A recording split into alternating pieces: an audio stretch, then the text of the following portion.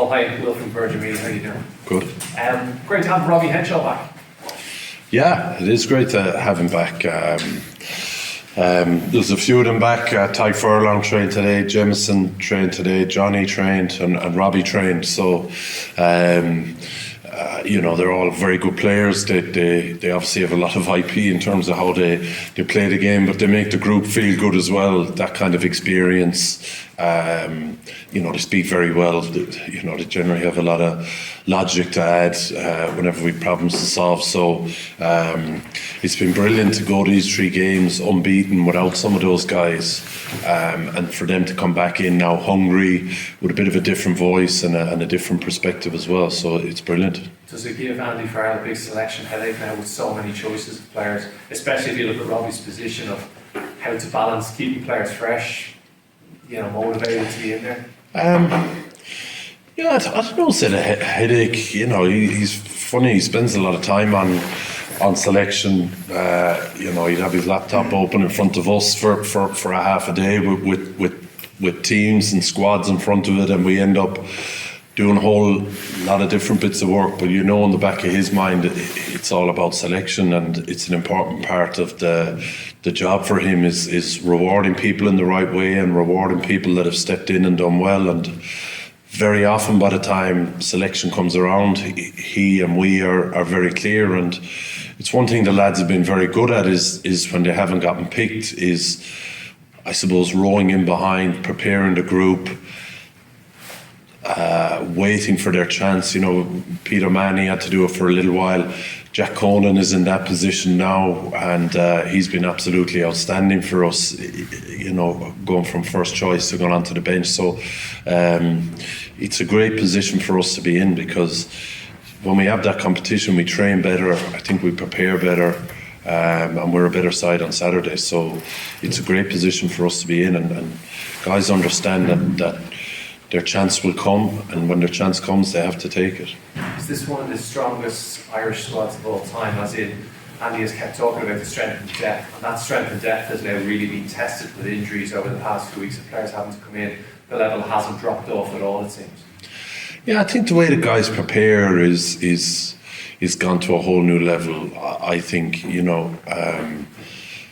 certainly the frontliners, but when you go down along, you're realising you have some real quality players, but also some real quality professionals as well in terms of how they go about their business, how they go about figuring out what they're good at, what they have to be good at, and chasing down what's important, so that when their chance comes, they're able to deliver. So I think we've great strength and depth, but we've great strength and depth as well in terms of how guys train and how they prepare. A lot of excellent work being done in the provinces, because we get them in, and we have to come up with a plan, and we have to put that plan in place. But a lot of the heavy lifting has already been done in their provinces. So I think that's been a big help to us. The way the provinces are training, the way they're preparing, we're getting some real quality players by the time they come into us. Paul, is there an update on Gary Ringrose, and how important is his fitness against that Scottish outfit?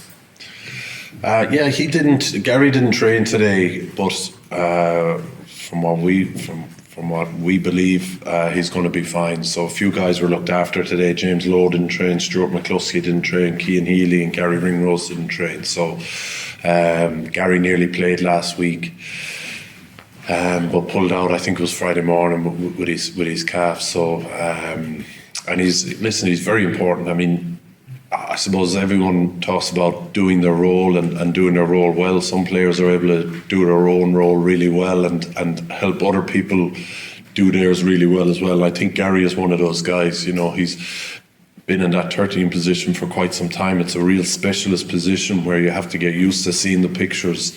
The more you've trained there, the more you've played there, the more mistakes you've made there, almost the better it is. And he's real quality, particularly I think his attack is excellent, but how he's been defending there has been brilliant for us as well. So he's an important cog in the way, but we've, there's a few guys have been knocking around centre for a while. There's always one of them injured, and there's always other guys have stepped in and done really well. So that's the way it's been for the last year. Guys have always stepped up and done a good job for us, and I've no doubt if Gary doesn't make it, which he should, the guys will step in and do a good job. No doubt you've analysed Scotland extensively at this stage. Are there a number of players that you're focusing on, particularly Finn Russell being one man that I would have in mind as to the form he's in and how he's playing the game and seeing those passes into space? Yeah, he's an excellent player, and you probably have to accept he might catch you once or twice. That's part and parcel of the game. I think for us, defensively, we've been happy with a lot of the work we've been doing. There's been a few missed tackles, which has frustrated us. But by and large, what we've been chasing as a defensive team, we've managed to achieve. And it's about continuing on with that next week and not necessarily focusing on any individual players. I think you have to have certain principles in place in terms of how you defend.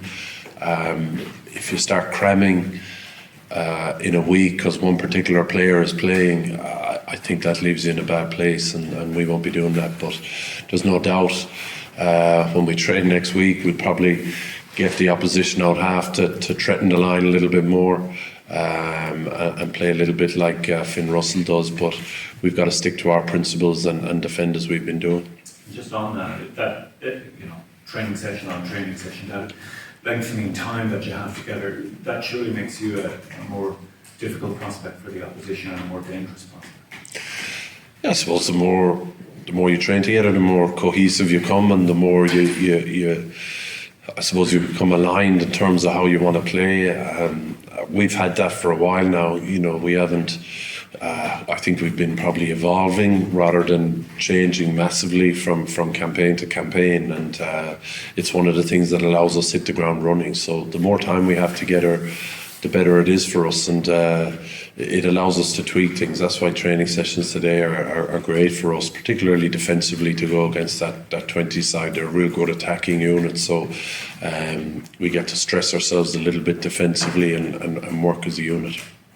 Well, just on James Lowe, has he picked up an issue, or is that just resting up? No, I think his calf was sore after the game a little bit, so they just wanted to look after him this week.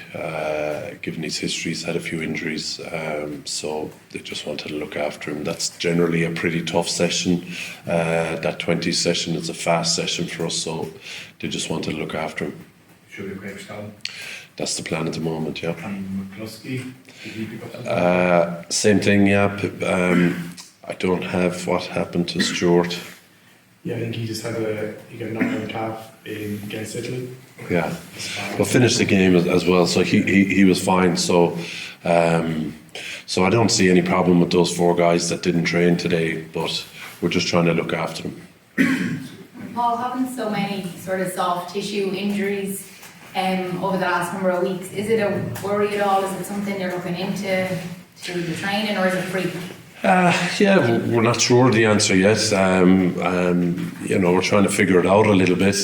There isn't a whole lot of, there isn't a single thread going through a lot of the injuries. I suppose, certainly in terms of how the provinces play and train, and in terms of how we've trained historically, there isn't a big change in the load in what we've been doing. There isn't a change really in the surfaces either in terms of where we've been training. So there isn't one thread that we've found yet, but it's been frustrating, but it is what it is, and it's actually, it's good for us because it makes us change. It makes us give people another opportunity, and those players get an opportunity where they're the first choice that week. They're not being given a chance because we're trying to blood people, or we're trying to prepare for something in the future. They're their first choice that week, and there's a little bit of stress and a little bit of pressure that comes with that. So it's been excellent for us in that a lot of players have had to step up and deal with that. So it's not ideal, and we're still trying to figure it out, but we're not overly worried about it either. And you spoke about the challenges, that it's a positive thing to look at it like, people are pulling out with injuries, that other players get the opportunity, like you said. Is there any players in particular that you've I suppose, seen it's had such a positive effect on them?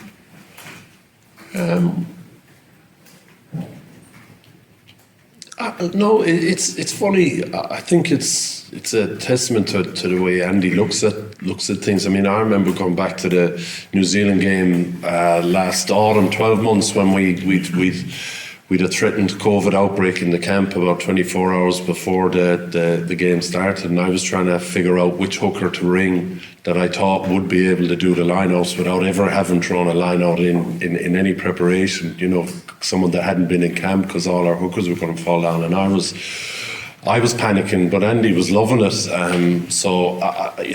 He has a real good attitude to dealing with these issues, and I think the players have fed off that and have enjoyed the belief they get from that. We ask a lot of things of the players in terms of how they prepare, in terms of what they have to deliver in our game plan, and we put pressure on them to do it in training as much as we do in the games. And I think on the back of that, when they do get picked, they're confident. They're very confident. They take away a lot of what we do here, and they try and put it in their provinces as well. So, I wouldn't pick out any one player, but I think it's been seamless for us whenever a player is pulled out, even right up until the last game. I mean, I remember Argentina 12 months ago.